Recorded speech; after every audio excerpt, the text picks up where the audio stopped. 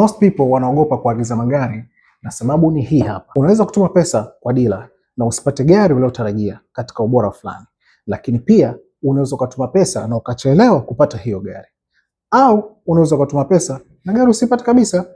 Sisi Carlink Autos tunafanya hivi kulinda pesa yako, kisha tutakutumia inspection details completely stripped off ili uweze kuielewa kwa kina zaidi gari unaochagua au gari unaonunua ina ubora gani na ina kitu gani ndani yake.